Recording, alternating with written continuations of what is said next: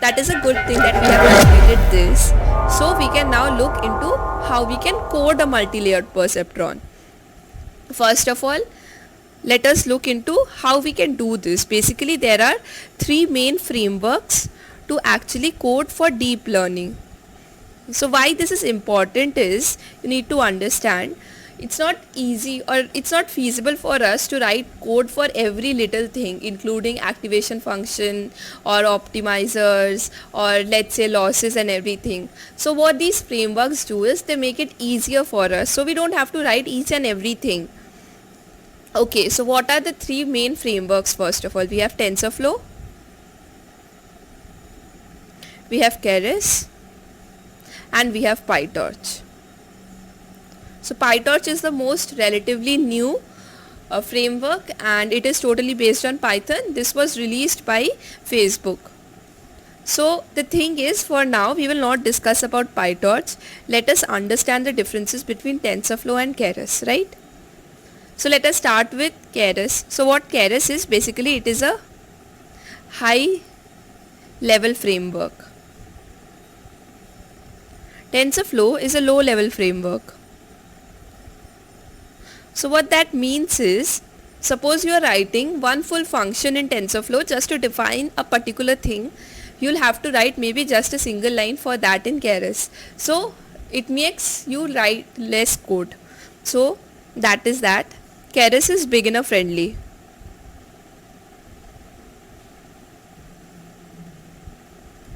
So what that means is, if you start, even not just beginner friendly, it is also user friendly. So what it means is, when you start doing it or anything, it is very easy to understand Keras. However, it takes a lot of time to understand Tensorflow. So it is not, I'm just writing user friendly for now. Although it's not beginner friendly also. So whenever a person starts it, they always prefer to go through Keras first and then shift to either Tensorflow or PyTorch. Okay, then Keras is the most used framework out of all these three. Now the reason for this is because, like I said, it is very beginner friendly. Also it is easy to debug. So if you have some mistake or you have done something wrong, it is very easy for you to understand that in Keras. However, it's very difficult to understand it in Tensorflow. So again, this is the second most used framework. Again, the reason for this can also be because PyTorch is very recently introduced. These were there before PyTorch, and yeah, it is a bit difficult to debug in Tensorflow. Okay, now these were all the pros that we looked into Keras. Now let us look at some of the cons as well. So what are the cons? Well, first of all, it is faster in Tensorflow compared to Keras. Now why is that? Is because Tensorflow is built on C and C++, but Keras is built on Python. So everyone might have heard of this or maybe known this, that C and C++ is basically faster than Python. Okay, so that is one of the cons. The other con is Tensorflow is very flexible. So what this means is, suppose you have to make a very minute detail, or you have to make a detail, you have to make a change which is very much in the core of the layer or a model or something like that. It is very easy to do that using Tensorflow and not in Keras, because like I said, for Tensorflow you have to write an entire function, but in Keras you just have to maybe import a library or maybe write a single line. So that single line of code has already been given in, let's say, the framework or something, so you cannot change that. However, if you are writing a function, you can make a lot of changes. So what that means is, you can change very little things in Tensorflow, but you cannot do that in Keras. Okay, so now that we know that, let us go and understand some other things, right?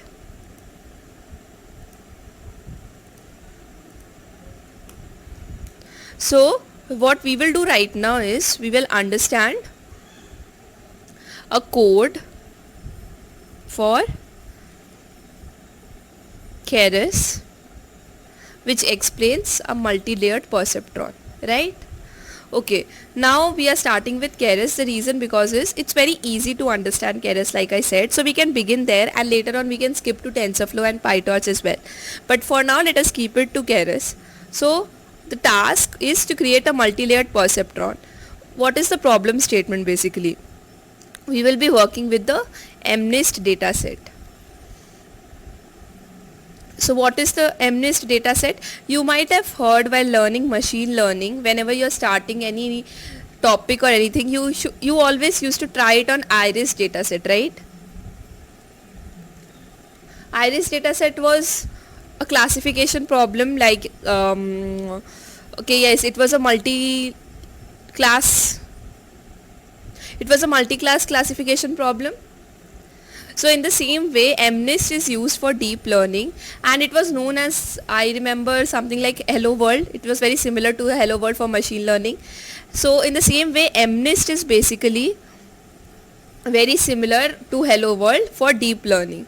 Okay, so what exactly is the MNIST dataset? First, let us go over that. So in MNIST dataset, you have some pictures, some images, right? You have some images which are of 28 cross 28 dimensions, and in this are handwritten numbers. So you have, let's say, 0. So you have a handwritten number here. So the main task of our code should be to identify that picture and identify the number in it and give out which class it belongs to. So we will have classes from 0 to 9, and we have handwritten numbers for 0 to 9 in images. So from the image, the model has to understand which number it belongs to, right? Okay, so now let us go and see the code itself. So before we start anything, obviously we have to install Keras. So this is the statement to install Keras. You have pip install Keras. Like in my case, I have already installed Keras, so it says requirement already satisfied. Here this gives which version of Keras I am using, which is I am using 2.4.3. Then the next statement is obviously importing some models. So for the first thing, I am importing matplotlib. This is because I just want to plot out all these numbers that I mentioned here and show you how they actually look, right? So I am importing matplotlib to display the images. And yeah, the main thing to understand or remember in Keras is basically this layer submodule. So if you remember, here you had layers, right? This was the input layer, this was hidden layer, then you had output layer, right? So this layer submodule in Keras is basically to import these or write these layers. Okay, and we have models, which is basically what kind of models we want, but for now let us just keep it to sequential. So let us import this as well. Okay, so once that is done, now what we will do is load the MNIST dataset here. Okay, so in Iris also we used to load the dataset from scikit-learn, right? So here also we will be loading the dataset, but we will be loading it from Keras. Where? From Keras.datasets. So this is already defined dataset in Keras. So we load this dataset. We have xtrain, ytrain, xtest, ytest. Okay. So let us, for example, say we want to understand the shape of xtrain. So the shape of xtrain is 60,000, 28, 28. Okay, first let me break down what this means. So we have 60,000, 28, 28. Like I mentioned, this 28, 28 is basically the dimension of the image. So you have 28 pixels as height and 28 pixels for the width. 60,000 basically means we have 60,000 data points for training.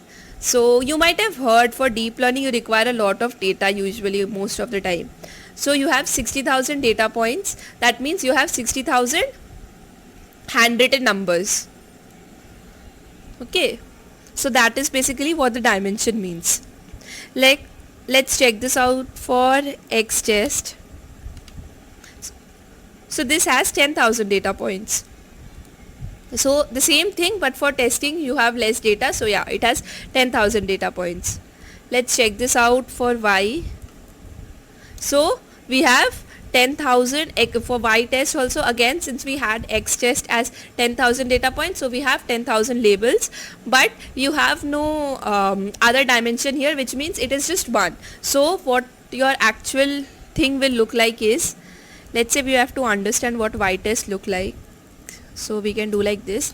So it is basically an array which contains the output, the labels, right? And then here, these are just basic codes. So this is matplotlib, and I'm doing this just to show you how it looks like. So if I change this to Y train, you'll be able to see it is 504, just like here. So you have X train, and X train looks like this. These are handwritten numbers. So you have a black background, and this is written by hand. So these are all handwritten numbers, and from these images we have to get these outputs, right? Okay, so you have this, but you might have known this in machine learning also, that you cannot actually work with labels like numbers like this. So the best thing that you can do is change it into a categorical value. So what basically toCategorical does is changes this into a categorical value. So what that means is, let's say you have 3 as the label. What happens is it converts this into a 10-dimensional output, and it will look like 0, 0, 0, 1, 5, 6.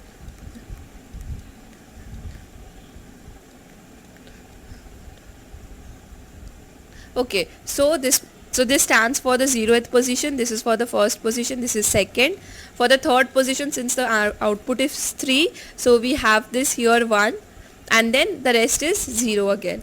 So this is what toCategorical does. So since we cannot use these labels as they are, we will convert this into categorical values. Hence we convert the Y train and Y test to categorical. Now let us check the shape. So let's check the shape of Y train. So 60,000 data points, but now here you had 60,000. Here you had 60,000 comma nothing, right? And here you will have 60,000 comma 10, because we have just converted into categorical values. Okay, so these are basically what you have learned, nothing new here. But yeah, now comes the new part. So we have the model part. So the first statement is to write a sequential model. So what sequential means is all the layers are one after the other. So one after the other we have the layers. So that is why we have to define that a model is a sequential model. Next thing, now we will add the layers to the sequence. So we have first flatten, and then followed by 2 dense, and then there is also a third dense. So first let us talk about flatten. So what flatten does is, basically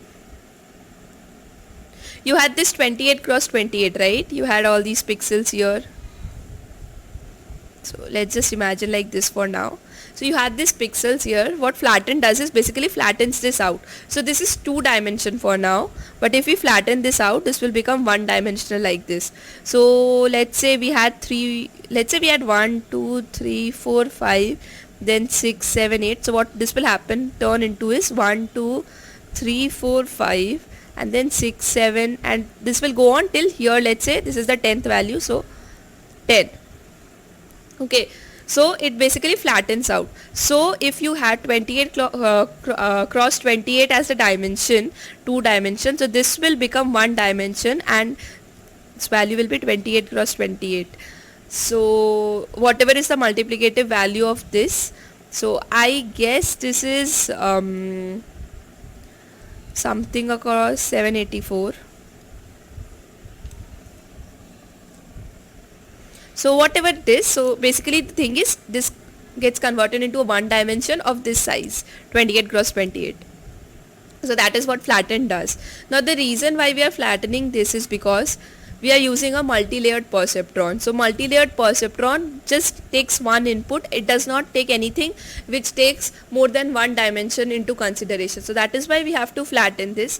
We will come into more models which take different dimensions into consideration, but for now, since we are using only an MLP, so we will flatten this out. Then we will be adding two dense layers, and the activation is sigmoid here. Now these two dense layers are basically the hidden layers here. Okay, so this is here 10 means it has 10 neurons. So this will be equal to, here we have 4, in this case we have 10. And in the next part we have the same but 5 neurons. So this is not 2 but 5 neurons. Okay. So that is what dense does. So what dense basically means is all these are very fully connected. Like here you see all the networks are fully connected. All the nodes are, all the outputs from the nodes are going into the next layer nodes, right? So that means it's fully connected. So here dense means it is fully connected. Okay. And activation sigmoid is basically, if you remember, this was again divided into two parts. You had an activation function and you had a summation function, and then it was followed by an activation function, right? So yeah, the activation function here is sigmoid. That is what this whole line of code means. So you are adding two dense layers of sigmoid, and the final layer you are adding is a softmax layer. So first you should understand this is a classification problem, a multi-class classification. So you have these images and the labels are from 0 to 9, right? So this is a multi-class classification problem, and for classification problems we usually prefer, for more than one class we usually prefer softmax layer. So that is why the activation in the final layer is softmax. So this is our final output layer and the activation here is softmax, right? Okay. So this is our model structure, and now let us look into the model.summary. This helps to give a summary of the model. So we have a flattened layer, like you see it's 784. I guess I wrote 784. So 784 basically means 28 cross 28. So the first layer is a flattened layer, then we have dense layers, two dense layers, and a final output layer. So this calculates the total number of parameters. What params means is basically the number of weights plus biases we will be training. So like you can see, even in such a small model we have 7,900, around 8,000 parameters to train, right? So this is the model. We have defined the architecture of the model. So Keras also provides us with this option of plot model. So what plot model basically does is it shows you how it will look like. So it gives you an output, an input, an output. So it gives you an input and an output. So the none here means how many we will go in and train in batches. So I will explain that, but yeah. So we have 28 cross 28 as input layer. We have a flattened layer. So the 28 cross 28 gets converted into 784. Then the 784, since we have 10 activations, so the output will also be in the size 10. And then we have 5, that is the number of neurons. So we have 10, 5, then 10. So that will be how the output will be, 10, 5 and 10. So what this none is, we'll come across later. So once the architecture has been defined, we will compile the model. So this is where you define what kind of loss and optimizer you will be using. So you need to understand, since the problem is a multi-class categorical problem, so the loss we will be using is also categorical cross entropy. The optimizer we will be using is Adam, and what are the metrics that we will be using is accuracy. So how accurate the model is. So we have actually defined the architecture of the model, we have compiled the model. So the final part that is left is to train the model. So to train the model, there is just one simple line of code that you need to write. This is model.fit. In model.fit, you will input the x value for training, the y value for training, the number of epochs. If you remember, the number of epochs is basically equal to this, moving forward and then again moving backward, right? So this is the number of epochs. So this is one epoch, moving forward, updating the weights, and then going back, updating each of the weight. Then again moving forward is another epoch. So we will do that for 20 times, and then we have validation data here, x test and y test. So yeah, so now that is done, we will run this. So after running, so this takes some time, so I'm just going to show you the outputs that I have. So this gives a very extensive detailed output on what is happening. Okay, so this is for the first epoch. It runs for 1875. I'll explain what this 1875 is. So it took 2 seconds to run and 1 millisecond for each step, and the loss is 0.49 accuracy, and now this loss and accuracy is basically for the training data. So accuracy is 0.85, very good from the start. The loss is for validation is 0.51 and accuracy is 0.84. So our main goal will be to reduce the training and validation loss while increasing the accuracy of training and validation. Okay, now let us come back to this mysterious none and 1875. When I said that you have the training data and the input goes in here, I never mentioned what kind of input will be going or how we will be training or sending the input. So there are a lot of ways to actually send the input.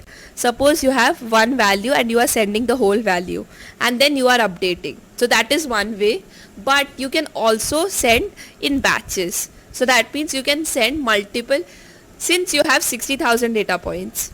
You cannot send the whole 60,000 at one go. Your RAM might not be able to handle so many data points and so many training parameters at once, right? So what you can do is, instead of sending the whole 60,000, you can send it in batches, like batch stochastic gradient, if you remember. So here what will happen is, you will send it in batches. By default, the batch size is always mentioned as 32. Since we have not defined any batch size, so the model does not assume anything and gives a none output. Here, once the batch size is defined, this will change, the value will change, and this will give the batch size that we are using. So it is usually multiples of 2, not exactly multiples but powers of 2. So we have 16, 32 and so on. By default, the model always assumes, Keras always assumes that we are using 32. If we are not giving anything. So there are two things actually which actually get me very confused all the time. So one is, in model.fit we have number of epochs and then we have steps per epochs. So these are two parameters that you get, and it is very confusing to actually understand this. So I'm explaining. Epoch is basically, you have the model, you move forward and then backward by updating the weight, that is one epoch. Steps per epoch is how you will be going in with the input. So you have a batch size of 32, right? So that means you have, let's say we take the MNIST as an example. So we have 28 cross 28 and we have one input. So like this we have 32 different inputs. So in one we might have 0 as the input, in some other thing we might have 3 as the input, and so on. We have 32 such kind, right? 32 such data, that is one batch. So this batch goes in, it comes back, and the weight is updated. The next batch will go in, it will come back, the weight again, and so and on and on and on. And finally, when all the batches are completed, that means since we have 60,000 data points here, since we have 60,000 data points and we have a batch size of 32, that means one by one 32 data points will go in, and finally when all the 60,000 data points have gone in once, we will complete one epoch, right? So this is basically what an epoch means. What steps per epoch mean is how many times this happens before we complete one epoch. So we have 60,000 data points. If we divide it by 32, because our batch size is 32, we get this number 1875. So our steps per epoch is 1875. Okay. So this actually gets me a lot. I get very confused with these two. So I did not want other people to get confused. So that is why I explained this part. So we understood what this none means, and we understood the 1875 here. So this can actually be controlled. You can change the batch size. If you change the batch size to, let's say, 64 or something, if you change the batch size from 32 to 64, our steps per epoch will also change. So since we have not mentioned any batch size, it takes 1875 as the steps per epoch. So all these steps get completed. So 1 millisecond per step is basically for each step per epoch. So this goes on and on and on, and you can see we have the loss has decreased. It started from 0.5 and it has come to 0.44, and the accuracy has increased by a massive size, and this has come to 0.88. Now the reason why it did not get better than that, well, a few reasons could be. First of all, I just run this thing for 20 epochs. If I increase the number of epochs, it might be possible that you get more accuracy. The other thing is, see, this data is basically an image, right? But we are not using the entire image, we are flattening this out. So this 2-dimension that we have, the 2-dimension thing, we are not able to actually use the 2-dimension. So it is of basically no use. Until and unless we can utilize both the dimensions differently, it is not going to get very good results.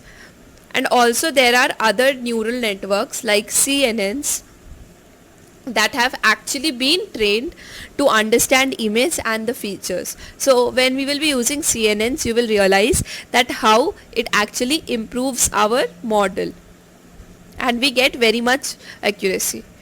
So now this has been done. Now you don't want that every time you run this notebook you have to run the training part again and again. So what you can do is you can save the model. So you have model.save, and the model gets saved in MNIST model.h5. Now once the model is saved, what we can do is, there is this app called Netron, and what this helps is in, we can actually load the model and see how a model looks like, visualize it. Now I know you might be thinking, we have already visualized it here, right? So how is this going to be any different from this? I'll show you. So this is our model.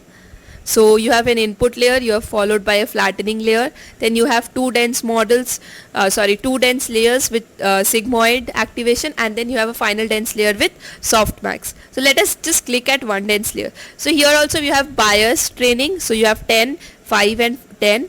For each neuron you have 1, like I mentioned, you have 10 neurons here. So for each neuron you have 1 bias, hence 10 bias followed by 5 bias.